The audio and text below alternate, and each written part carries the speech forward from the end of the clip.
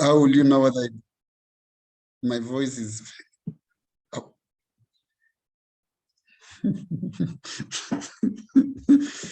And now?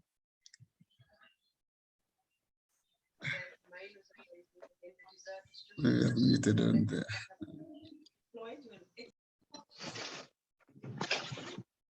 Okay, mute, there you are.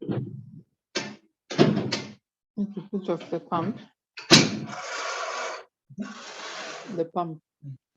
Need to put it off. No, I'd put it on.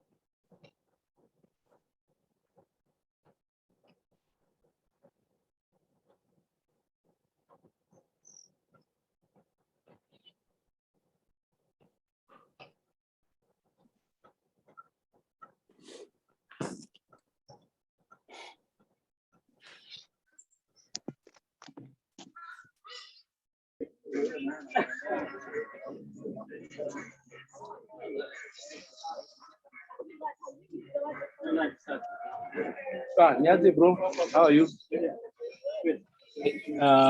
Good evening, all. Good evening. Good evening.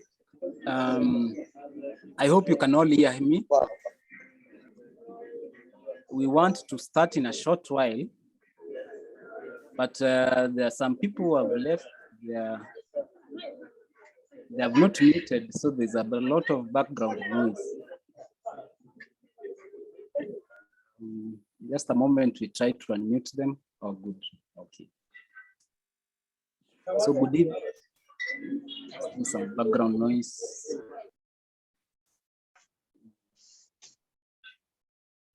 Okay, I think that's good enough. Okay. So good evening, all. Welcome to this CME today. As an introductory statement to this, one of our last CMEs this year. So after this CME, the next CME we'll have will be in 2022, God willing, God keeps us. But in the background, we'll keep on registering topics people are interested to start presenting next year. I also want to take this opportunity also to remind that we'll have a OSK conference, this time in the coastal beaches of Mombasa. So please plan to attend. It's on 29th of November. I think also our president will give us more details in the course of the CME. So today, just to introduce our speaker today is Dr. Bett. Dr. Bett is a husband, he is also a father. He's blessed with 3 children. He's also a runner, also a marathon runner and a fitness expert. Dr. Bett also is also a ophthalmologist who finished in 2008, Masters of Medicine in University of Nairobi. After that, he practiced, and in 2016, later, he did a fellowship in anterior segment, more specifically he specialized in the cornea. So Dr. Bett has a lot of interest in the ocular surface. And today, we are lucky Dr. Bett will present to us about region. We'll go to that King's Place. So, and the place I want to go to. A lot of background noise. Okay. So Dr. Bett, welcome. Okay, I think this was too many. I think, okay, I'm stopping to make more. Dr. Bett? Hi. Dude, 1, 2, 3, 4, 5, 6, 7, 8. Oh, okay. Oh, okay. No, but wait. Let me just ask you.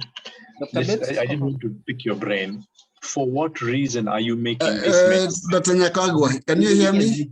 Yes, I can hear you. There's a lot of background noises. Yes, let me stop them before you start.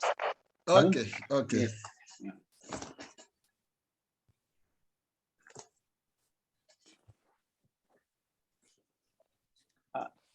Cliff, I think Cliff, kindly mute your speaker.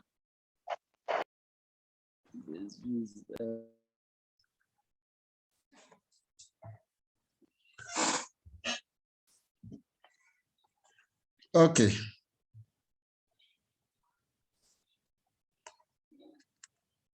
I think we are good to go, are we not? Dr. Bett, you can continue now. Okay. My senior colleagues, my teachers, my dear colleagues, our partners, greetings from Eldoret. And was there. And mind you, I present today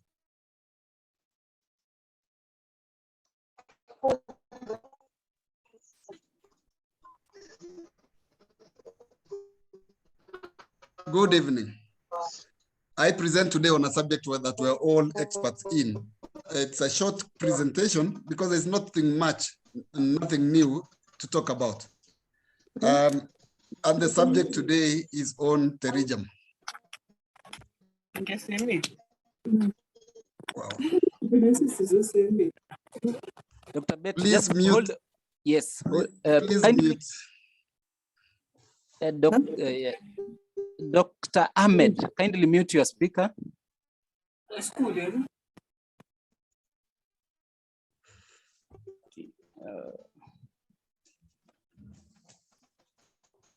Bear with us as we are fixing this.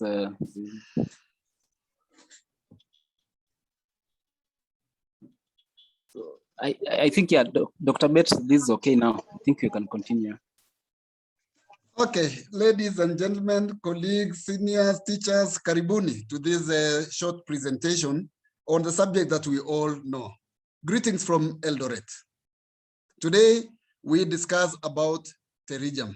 The picture right in front of you, you can see just a huge pterygium that needs to be managed. Now, why do a presentation on such a commonly known subject? This is just for renewal and sharing of knowledge, discuss best practice, and generally touch base. So I'll be very happy at the end of it if we can have a lot of discussions on this subject.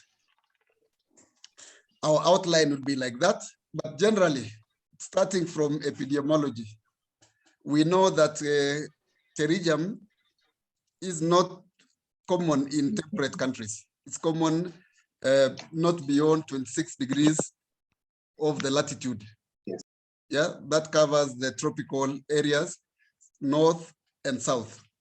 And we used to think that whites are not affected, but we know that whites that live in the tropical countries will be affected. We know that ultraviolet light exposure is the commonest risk factor. And that's why it explains the prevalence in the tropical countries. Now, age, this disease, pterygium, is not common before 20 years of age. And the highest incidence is between 20 and 40, and the greatest prevalence is above 40 in these high-risk groups. There is a thought that males are twice as commonly affected as females, but this could be explained by the outdoor activities and activities undertaken by men, and therefore exposed to ultraviolet light more than our females would be. Pathologically, we'll find there was the elastotic degeneration of collagen in the conjunctiva, especially on the nasal conjunctiva. Why nasal? Commonly, we still can't explain it very well. And there's also vascular proliferation on this section of the conjunctiva with a healthy covering conjunctival epithelium. Histology reveals abnormal collagen in those areas with elastotic degenerations. And those elastotic degeneration stains with elastic tissue stains. Going quickly to presentation, commonly, a lot of us will walk around without any symptoms from the pterygia. And secondly, you could have redness, commonly swelling, itching, foreign body sensation, blurring of vision, and irritation as the presenting symptoms. On examination, you'll find a growth, as you can see from those pictures. Either it will be an atrophic type, this is not classical atrophic, or it could be highly vascular and large, like the second picture on the lower, as I've pointed on here. And not this leading age, yeah, to differentiate it from the other causes of growth towards the center of the cornea.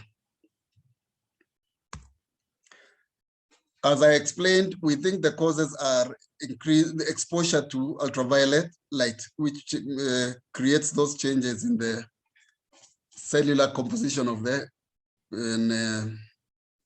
conjunctiva.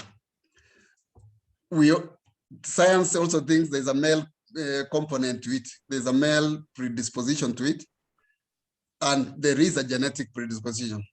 We said that male may just be explained by longer exposure to ultraviolet light. So that number one and number two there may be related. Quickly, going to treatment. Most of the pterygium that we find need no intervention because either they are too small, they are not causing any symptoms, and they just can be observed. Or could be given supportive treatment. That is in terms of mild anti-inflammatory medicine and lubricants, especially the artificial tears. Now, commonly, when as we are training, excision with bare sclera, excision without addressing anything would be done. And I think one of the goals of this meeting is to be able to stop this excision and bare sclera. Now, and the preferred way of treating would be excision with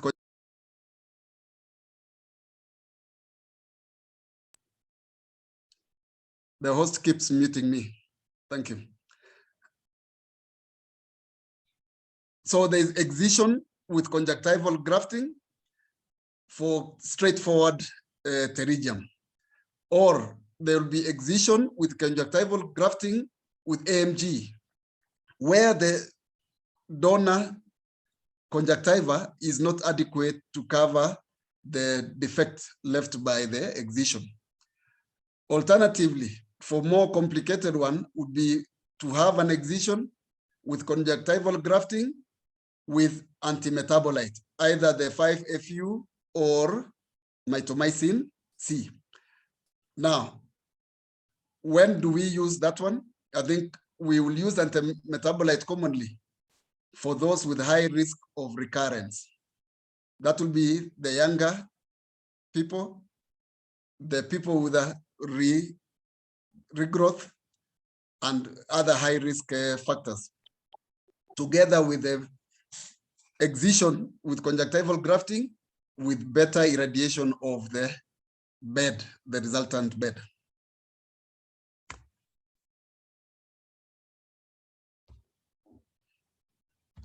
It's not moving. Yep. Now, what are the indications of treatment?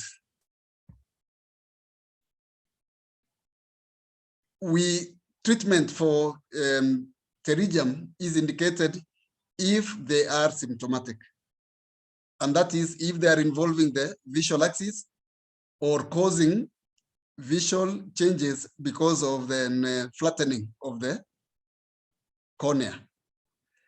The other one is if they are large, generally wide base and large pterygium, you would need to treat them early, because if you leave them, okay, of course, they'll be much more uncomfortable. And if they are left, then you'll need to take a bigger graft, healthy conjunctiva, in which case it might not always be available. The other reason why we would have indication for treatment is if it's irritating. Patient also could ask for treatment demand treatment because of cosmesis. You can imagine a young person having a large growth, as we can see on the pictures on the right. Now, before cataract surgery, in terms of order of procedures, if a patient has a cataract and also has a pterygium, then it will be better to do the pterygium removal, let that part of the cornea heal, and then do biometry, and then plan for the cataract surgery. The other indication would be prior to other surgeries. You can imagine if you had to do a corneal transplant for a different reason, and then there's a large pterygium like that one, you may need to remove it so that it can facilitate treatment of the other pathology. Some of the growths on the conjunctiva would not be very clearly pterygium. Some of them would need to be removed just for the diagnosis. It is fairly clear to know, it's fairly easy to know a pterygium from any other growth, but still for some few cases, you may need to remove and for histological diagnosis. And the last reason would be monetary. Over the last few years, I've looked at the number of pterygium and by private practice, and I think pterygium is a very straightforward surgery that can sustain a lot of practice. If you await cataracts only, it might find you closed. So you may need to invest on a good pterygium surgery to sustain practice. Now, how do we go ahead with an pterygium excision? There are two components to this. There is the corneal component, and then there is the conjunctival component, the one overlying the sclera. And we need to carefully and completely remove the corneal component. Right? Maybe you can go backwards a bit. If you can see my mark there, if the first incision, will be around there, then we need to dissect off this first and smoothen that surface. Sorry, I think now, and smoothen that corneal bed well, so that the healing, the epithelialization of the cornea can begin immediately, and that the patient will be comfortable as soon as possible. The second component would be dissection of the subconjunctival component. Remember, we said the conjunctival epithelium would be generally healthy. So you don't need to remove this section, but under it, under the conjunctiva, there will be the pterygium tissue. If you grasp it and dissect under it, sparing the overlying conjunctiva, then you don't have to borrow a lot of conjunctiva for the grafting after that. As I said before, we will need to really spare the conjunctiva, remove minimum conjunctiva, but remove maximal pterygium tissue. After that, then a defect usually would be C-shaped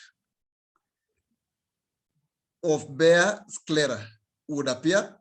And at that point is when you measure and now harvest a graft of the same time, commonly from the superior conjunctiva, superior part of the conjunctiva, and open superior aspect of the eye, and now attach the graft to cover the defect fully.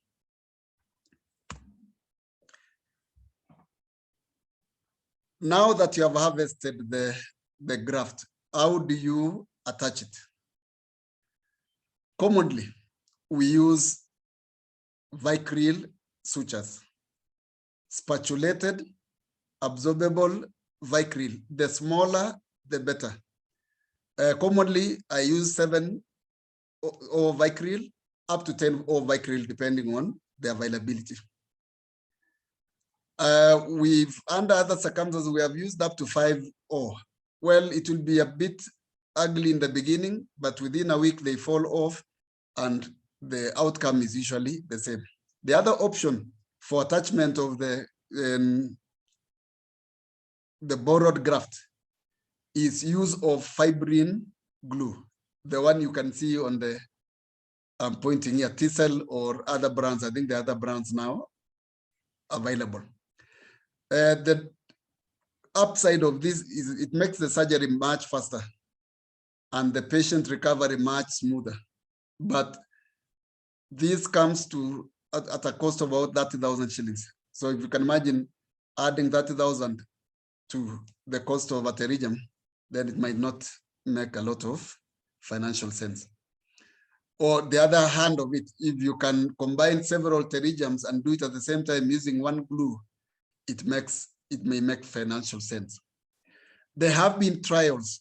Yeah, there are people who say they can attach it using the clots or self addition. I have not tried it. I don't know. So seniors who are here and other guys who have been practicing it may be able to tell us whether you can leave that graft there and it remains attached.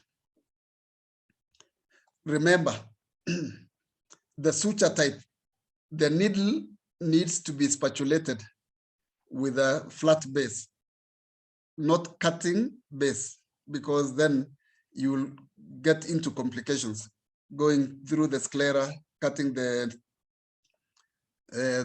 retina and the likes.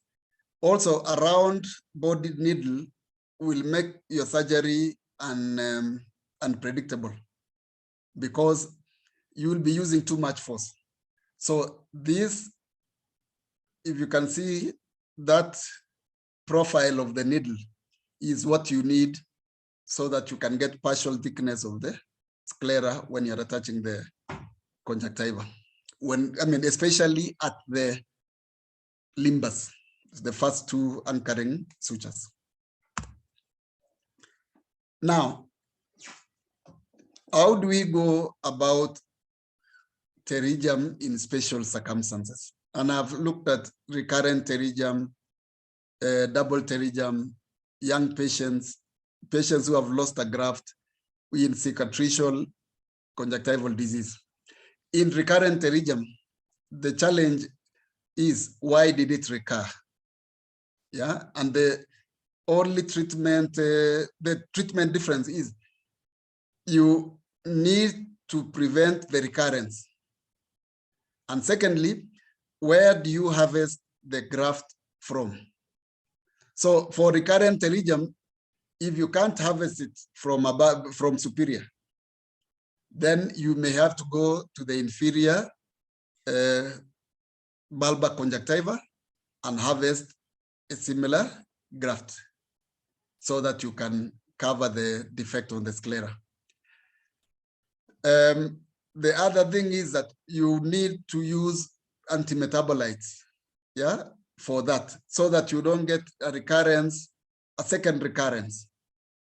So recurrent pterygia already becomes very difficult because it's difficult to dissect it off. It's very hard to get the clog, and also there's a possibility it could recur. So we need to use antimetabolites for that. Double pterygium brings the challenge of now, how do you harvest the graft to cover the two bare areas? With luck and with good measurements, you should be able to harvest one large graft from the superior bulbar conjunctiva. If you have measured it carefully, then split it into two and cover the resulting defect. It will take longer, it is harder, but sometimes, luckily it's a very rare thing. It's not very common, sorry, but it is doable. Now, what about pterygium in the younger population, the under 40s? Yeah, we know the risk for recurrence is much higher among these guys. We also know that these gentlemen and ladies also have a lot of tenon capsule. So there will be a high chance of recurrence, and there will be harder dissection of the graft tissue from the superior or inferior bulbar conjunctiva. So for younger patients, we would need to reduce the chance of recurrence by doing a good dissection, good flattening, smoothening of the conjunctival corneal bed, using antimetabolites, and harvesting the graft very carefully and attaching it well. This will reduce your chances of getting a regrowth. In cicatricial conjunctival diseases, already the conjunctiva is not available, it's shrunken, it needs not to be touched at all, and yet there is a pterygium. I think here it calls for the wisdom of Solomon to see, do we really need to do that pterygium at that time, or can it stay that way? If it must be done, then all care to spare as much of the conjunctiva as possible should be taken. And still to put a graft, a clag on top of the bare sclera. My seniors here will guide us also how we've been going about treatment of pterygium in cicatricial diseases. So if you do good surgery, what could happen? What could go wrong? Our biggest fear as always is infection, which would be preventable by doing an aseptic technique and putting the patient on antibiotics post-surgery. We fear also a lot about the graft issues. It could not attach, or it could peel off, or the sutures could get cut, and it could lead to loss of the same graft. The other biggest fear is if you put the graft upside down. If for some reason you can't tell which way it is it up, down, or down, up? It doesn't matter if the limbus comes towards the limbus or any other way, but it must be down facing down and up facing up. Otherwise, that tissue will not be viable. A lot of the surgeries we do would be from long-standing pterygium, and resultant corneal scarring will be there. At least some level of corneal scarring will be there. If we do it carefully, you should minimize. And if we do it early enough, it would be off the visual axis. For younger patients with large pterygium with scarring, then now there'll be another cosmetic issue that we'll need to deal with the corneal scar, however peripheral it is.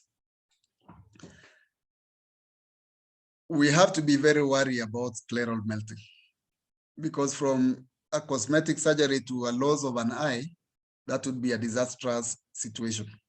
And all measures should be taken to prevent it, especially when you're using antimetabolite. If you're using antimetabolite, then you must rinse off. You must use it for the right amount of time and rinse off with the correct amount of fluid and the correct amount of pressure of the fluid. Granulomas could form. Patients could react to suture materials. Muscle damage could occur, temporary, or actually you could avulse the muscle itself. You could perforate the globe, and that would be a disastrous situation, and vitreous hemorrhage would result, or corneal detachment. Most of these complications are preventable if we are careful. And if we appreciate that these are cosmetic surgery by and large, that we don't need to risk anything about vision while pursuing cosmesis. So a lot of care needs to be done when doing pterygium surgery so that we don't fall into these complications. Now, if you do your job well, you may end up with an outcome like this. This is, you can see it from there. This is a clag which is healed. I think it was, 2 years after surgery. You can see the edge of the pre-existing conjunctiva. You can see on this end where I'm pointing, where the pterygium tissue, where the remaining pterygium tissue is, and you can see the scarring on this, but note that there is no abnormal tissue around the limbus, and we'll call this one a success. So if we do a good job, if we diagnose early and do, what is necessary, we can end up that way. And this was a bigger one, and it ended up that way. As a way of concluding,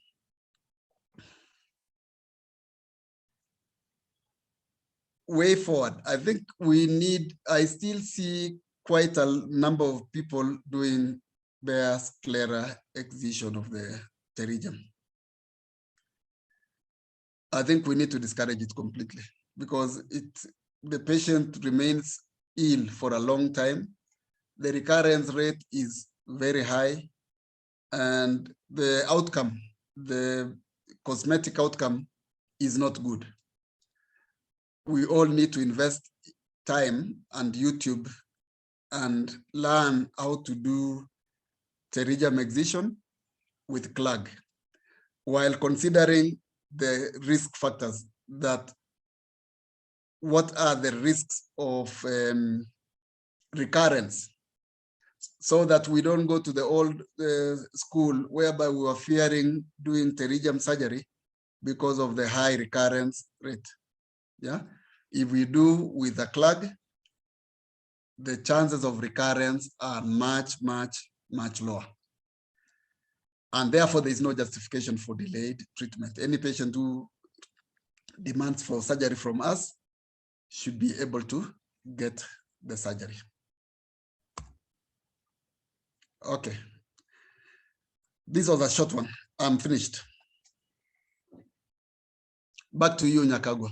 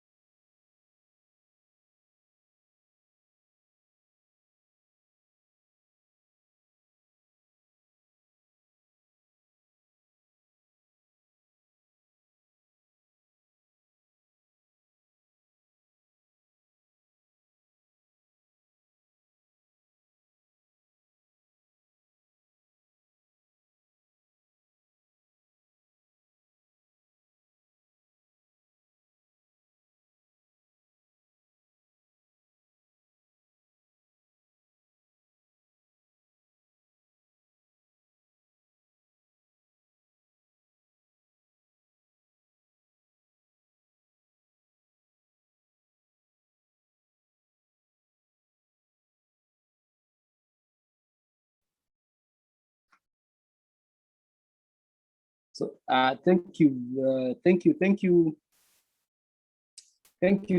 Dr. Bett. The host muted me. I just unmuted myself now. So thank you, Dr. Bett, very much for the wonderful presentation. A lot of insights. We have questions. Before I ask the questions, I want to remind this. I forgot Dr. Bett is also the head of department in ophthalmology in Moi Teaching and Referral Hospital in Eldoret. So the first question that we have is from Dr. Clarice Onyango from Kisii. Where can we get a fibrin glue? That's the first question. The second one, for her, she uses fresh blood and then purchases the left eye, the eye for 72 hours with good outcomes. So maybe you can comment on that before I ask another question. First question, okay, second question. Yes, I said one of the methods is people use fresh blood, patient blood to attach. Actually, a lot of time when you put the graft there nicely, it already sits very well. Only problem is if the patient is not very cooperative and then they go home and then they lose it. So I agree with you, fresh blood does it, but again, 72 hours is how many days? 4 days of patching. So if it's a 20-something-year-old person, you'll not be very happy, but it works. Now, fibrin glue, commonly, I order it from India myself, from some companies in India, but they are very expensive. It goes for almost the one which I've showed somewhere there, it comes to about 30,000. And if you don't have 10 patients, it's enough for 10 patients really. Yeah, but if you don't have 10 patients at once, then it gets wasted. So it's good that you're already doing the clog. it's good that you're doing already using blood, but maybe I would suggest that you add the 2 anchor sutures with the 80 or something, so that you don't lose the graft at all. Okay, thank you, Dr. Bett. You mind again, kindly?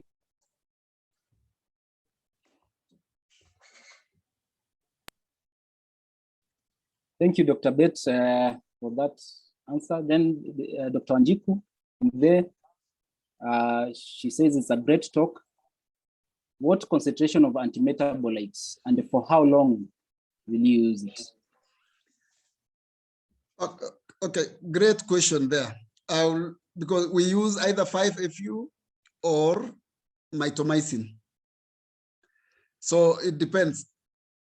I will need to get you the concentration. We use 5-FU here in Eldoret, generally for about 3 minutes, and rinse off with about 40 mL of saline, a jet, jet of saline, to make sure that you've rinsed it off completely to reduce the risk of melting. I will get back to you about the concentration of both the mitomycin and the 5-FU. But it does, well, we don't know, but they do work for the younger ones and the ones with high risk of recurrence. Thank you again. Then Dr. Godfrey Nyaga from Nairobi, can you mobilize the surrounding conjunctiva instead of a graft to seal the defects? Okay. Good, very good question from my senior there and classmate. Now, I don't know, but some of the defects are so big that if you are, and then immediately you remove the hallmark of a good pterygium surgery is the remaining conjunctiva retracting backwards and actually forming a letter C or D, yeah, from where the base is at the limbus, then the D goes. So if you have removed the underlying conjunctival, not pterygium tissue, then the gap remaining are generally between 6 to 9 millimeters wide. Now, to get the conjunctiva to cover that kind of defect would be hard. Now, if you are doing a pterygium and maybe double pterygium, and the tissues are not small, are not adequate, you could reduce the size of the defect by maybe suturing, mobilizing a bit and suturing the edges to make it just smaller. But it's unlikely that you will be able to cut off the, mobilize and attach. Remember, the other thing was that this is a cosmetic, partially cosmetic surgery. So if you bring things and bunch up around the limbus, it won't look beautiful. So I think still harvest the graft from either superior or inferior and feel that gap missing. I think that's my thought. Thank you, thank you. Then there's another question. Can't pronounce the name. Then this is what is the role of intralesional antimetabolic injection for those who are not interested in surgery? Okay. Yes. Where I trained, it never came up. Yeah. So I would know, I don't know where I trained, so I don't have an experience on that one. But injection is already a surgery, isn't it? Injection into the conjunctiva is already a surgery. So what surgery are they avoiding? Secondly, what about that risk of melting? I don't know. So I think let's all read about that one. Then Dr. Marco, pterygium is also a challenge in advanced glaucoma cases. We have to harvest the donor at the same site as where our future blebs will be.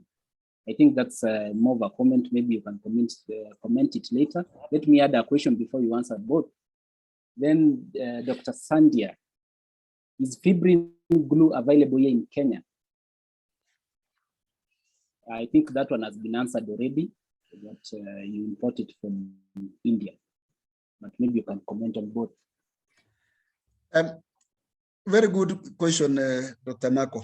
For those patients already on treatment for glaucoma, already diagnosed with glaucoma,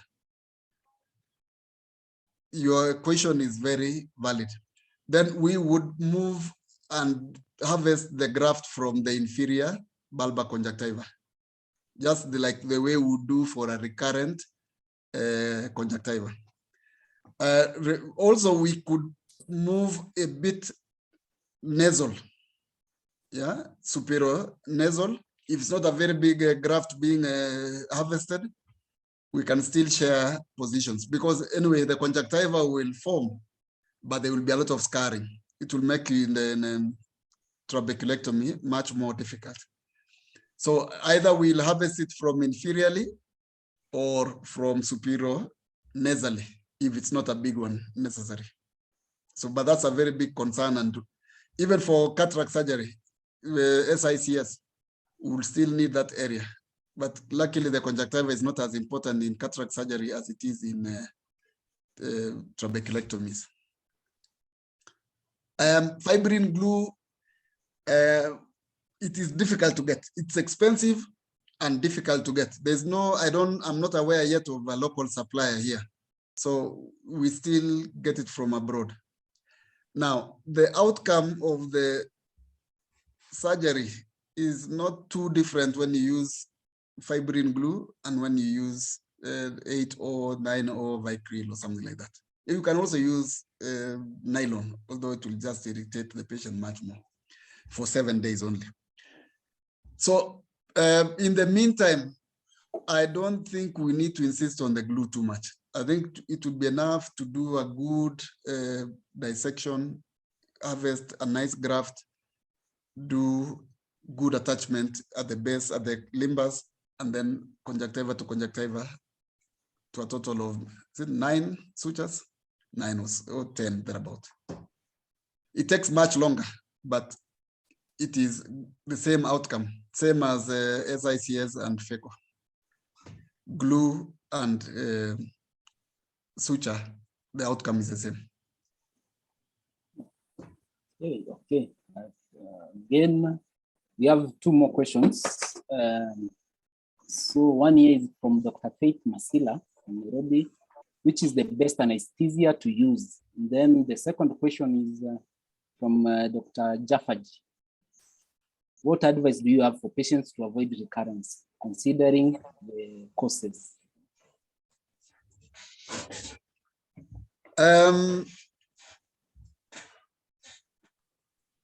Anesthesia, first of all. Personally, I prefer topical.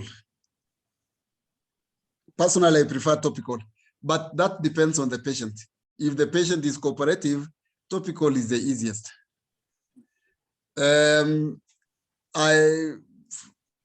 If you do retrobulbar and parabulbar, then the lead edema will make your access much harder. Yeah.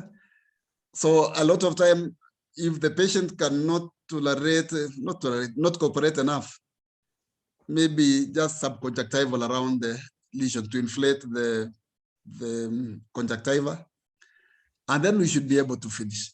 It's hardly painful. It's only towards the end when you are suturing towards the canthus there that it becomes painful.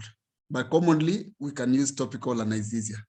So proparacaine, lignocaine, any topical anesthesia is enough. Retrobulbar, no, I don't think it's worth going all the way that way. All the risks of retrobulbar anesthesia just for this. For me, I've not reached there yet. Recurrence. See, sunlight. There will be the other preventive things apart from what you do during surgery. Then you would want them to put on those shades yeah, that block ultraviolet light. You want them to maybe put on caps. You want them to put on wide brim caps so that the ultraviolet light does not reach it. It is practical in most places, but yeah, if the patient can do it, you can ask them to go along that line, avoiding ultraviolet light. Thank you. So we just have a comment from George Gare. This is a good talk and thanks. So maybe Dr. Bett, maybe you can, we have finished in good time. Maybe we can invite a colleague of yours to give a comment, his experience, and then we can go to the sponsors.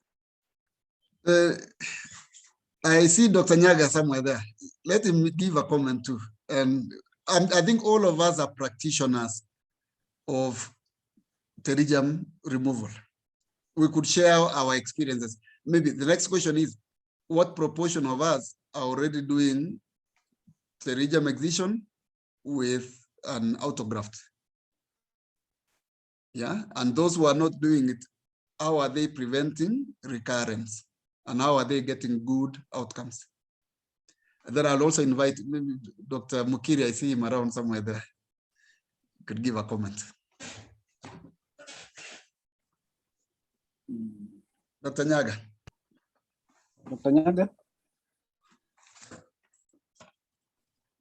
Can you be able to, Dr. Nyaga, can you be able to unmute yourself? Dr. Mukiri? Hello. Okay, yes, welcome. Hello. Yes, we are hearing you. Yes. Okay. For me, these days, I don't do pterygium as much as I used to do. Okay. Because mainly we would try to, we were not doing Bayer sclera, but we were mobilizing a bit. We try and see if we can escape doing the graft. But when it's a big defect, as Bett says, then we have to patch. But we are still using the antimetabolite, but mainly the 5-FU. The recurrences have not been so much, but as I say, these days I don't do as much pterygium as I used to do kitambo. Thank you. Thank you, sir. Dr. Mukiri and Dr. Korir.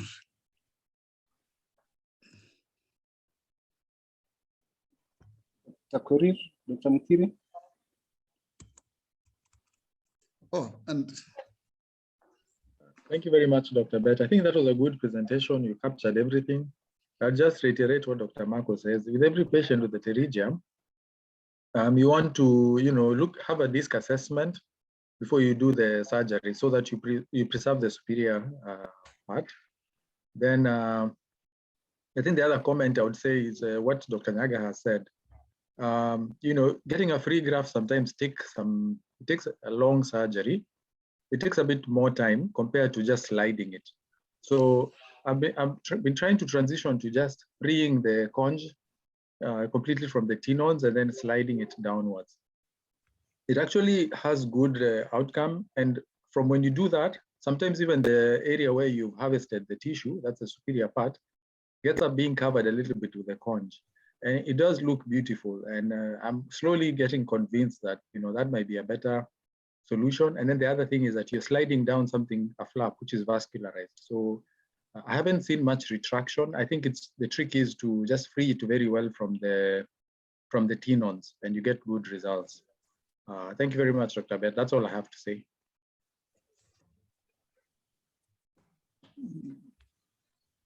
Anybody else? Is Dr. Bure with us?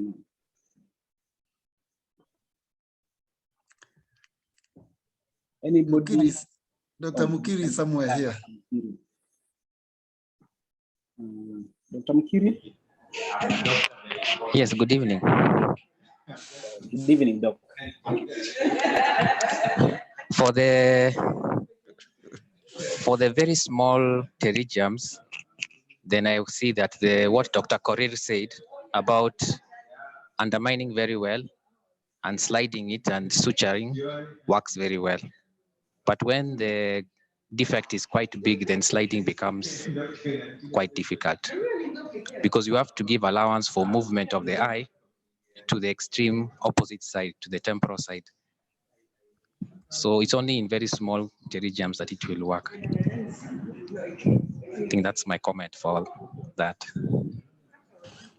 Thank you. Thank you. Dr. Bett, any comment to introduce the sponsors of today? Dr. Bett? Okay. Anyway, thank you very much for your participation. Today, these CMEs usually are sponsored, and it's usually our honor to give them some time, 5 or so minutes, for them to tell us about their products and what they have.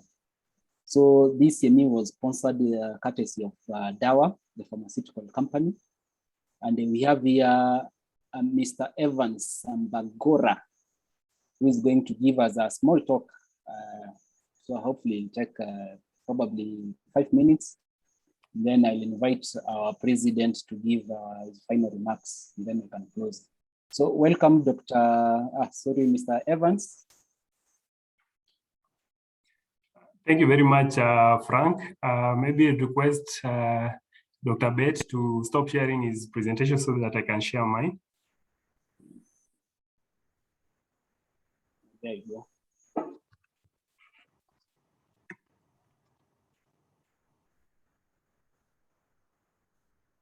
Yeah, you can share now. All right. Yes. So, yeah,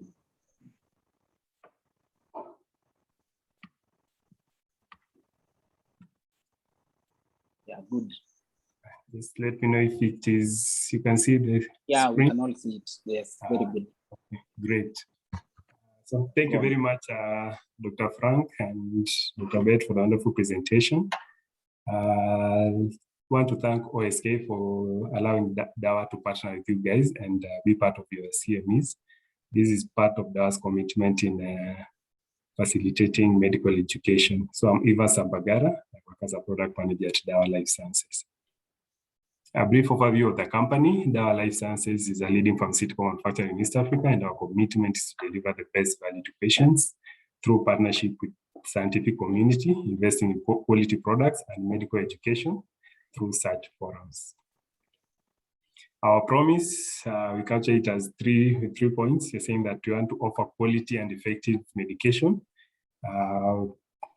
Through this, we manufacture and also source some products out of the country to ensure that we are able to supply the medical fraternity with the medication they need to manage their patients.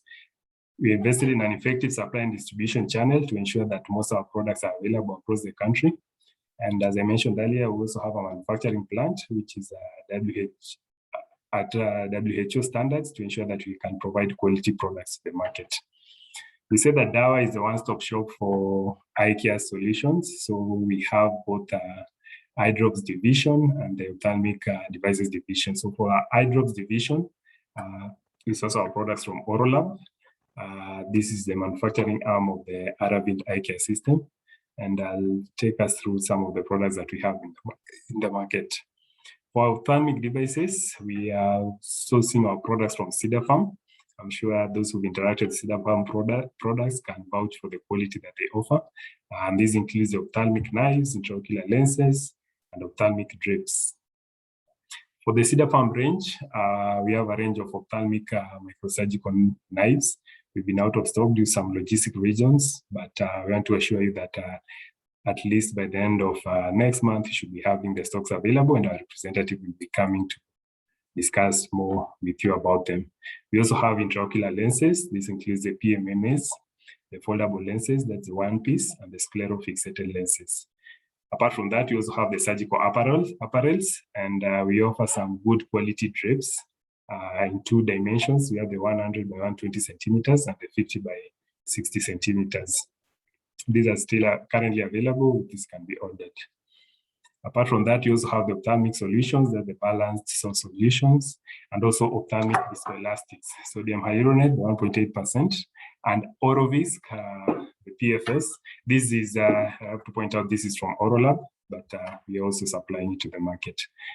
I'll take us through our range of Orolab range, the eye drops. We have a wide range of eye drops to meet all your ophthalmic needs, beginning with our NSAIDs, with the Ketorolac. We have anti-infective combination with the corticosteroid, that's the Topdex, combining tobramycin and dexamethasone. We have an anti-allergic, that's the sodium chromoglykate, Orochrome. And for diagnostics, we have Atrop, that's our atropine sulfate, and the Aromides Plus, combining tropicamide and phenylephrine. For the anti-infectives range, we have Enflox, that's ciprofloxacin, and orofloxacin. For the anti-glaucoma medications, we have Oroprost RT, and we see that this is can be kept at room temperature, that's our latanoprost. We have Orotim, that's the Timolol, and the pilocarpine nitrate, our brand is Pilo. For the eye lubricant, we have Orosol, that's our Hypromelos, and then the antifungal range, we have Orozol and Vozol. We mentioned a bit more on the Vozol. It's a product that we've not spoken about, and we believe it has a place to help you manage your difficult to treat fungal infections. And the last product I mentioned, the corticosteroid, that's the Oropred, prednisolone, and the astringent, we have the Zinco. For the Vozol, which I said that I'll say a few words on it, these are voriconazole, indicated for the management of fungal ulcers. It presents a number of advantages, which is a benefit to your patients. First comes with a lyophilized powder, which ensures increased stability and solubility of the drug. It's a broad spectrum antifungal drug, effective against most of the fungal infections. And then it's also effective even in atamycin-resistant fungi. So it's something that you can resort to for your difficult to treat fungal infections. And there's no need to refrigerate it even after reconstitution. And we say that it can safely be used for up to 7 days and after the reconstitutions. That's all from my end. Thank you very much for the opportunity. We thank you for the support you've given to us and the benefits you pass to your patients through prescribing the Orolab range of products. So we look forward to partnering with you and making sure that you are able to provide medications, quality medications that you can use for your patients. Thank you very much. Back to you, Frank. Thank you very much for sponsoring this meeting again, Evans and your company. So I'd like to invite Dr. Korir. Dr. Korir is our president of OSK to give yes, welcome, Dr. Korir. Thank you very much, Frank. I just want to thank you, Dr. Nakagwa, and the entire subcommittee of the Education Committee for organizing very wonderful CMEs this year, headed by Dr. Bore and Dr. Kalu. So all of you done wonderful job, and thank you very much. We've come to an end of a year of a lot of CMEs, and I think many people in the diaspora have really benefited from this, and we've gotten enough CPD tokens. So thank you very much. And the sponsors as well, like DAWA, they've been supporting us throughout these CMEs. I want to thank all the people also who participated in advocacy for eye care during the World Eyesight Day on 14th of October. And I just want to encourage us for next year, maybe we can try and be a little bit more vibrant in these eye care days so that eye care is profiled high. And I think it is our duty and responsibility to teach the masses in Kenya about eye care. So for next year, even as OSK, I think we'll pull our socks up a little bit and try and do a lot more during this on these special occasions. I'd like to remind you about AOC, African Ophthalmology Congress, which is like the umbrella body of all societies in Africa. So they are hosting their first conference tomorrow. It will be a virtual conference, and hopefully over the years it will become a physical conference. So if COVID goes down. So we're having a conference starting next year. If you have not registered, they have extended the deadline. I do see that most payments you have to go through PayPal, but you can link it to your bank account and all that, or call the organizing committee, if you're having any problems, you can let me know so that I can help you, register in time. I think the material they have is wonderful, and it will be good for you to just plug in. Also, the OSK conference is coming up 26th and 27th of November. From now on, I think we can get a little break from all these online things after AOC and prepare your mind to socialize on 26th and 27th. The hotels have, as I said, have COVID protection protocols in place. We have a vibrant social event. So I think it would be good for people to catch up and meet up. There have been a lot of conferences in Mombasa. Currently, the Pharmaceutical Society of Kenya is meeting in White Sands. And there's been other conferences in the same venue and around. So please be assured that, that the conference will happen. It will be a good time for us to meet up. The travel are up, and you can book your flights in advance, get some discounts. The trains, whichever. The rooms we've bargained are very good rates. So please contact Evans before we release the rooms. The rates are really high once we release them because the hotels is pushing us to release the rooms to them so that they're able to sell them. So please take advantage of them. They're very good rates and sign up. Contact Evans for all that. Lastly, please submit your abstracts for those who have not submitted. I think this week we had we were given how to submit photos and all this and videos and skills. So please look at the communications that we've sent out and try and register and send them early. This year also we will be having annual general meeting for OSK. Last year we were not able to have it because the constitution doesn't allow us to have an online one. So we will have an AGM. And also it is an election year. So if you have any nominees for any positions in the executive committee, please, we will be sending out more details on how to go about that. But you can feel free to send your nominations, perhaps maybe through our office before then. So we will have the AGM after the end of the first day, just before the gala dinner, we will have the AGM. So the secretary will communicate all that in good time. Thank you very much, and back to you, Frank. Thank you, Dr. Kuril. Again, thanks cannot be enough, Dr. Bett. Asante sana for your presentation. And again, knowing that you prepared this wonderful presentation in a record, is it 1.5 days? And you have really done welcome really well.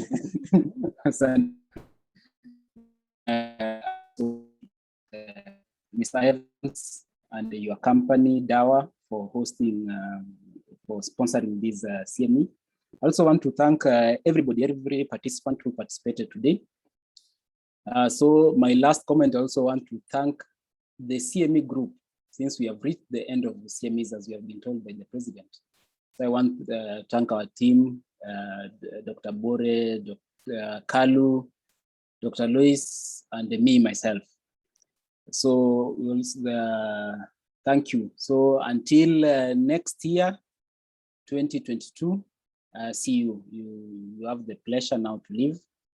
And hopefully we'll meet in Mombasa at the coastal beaches. We enjoyed the sun together. Thank you very much. Have a good night. And may God bless you all. Bye.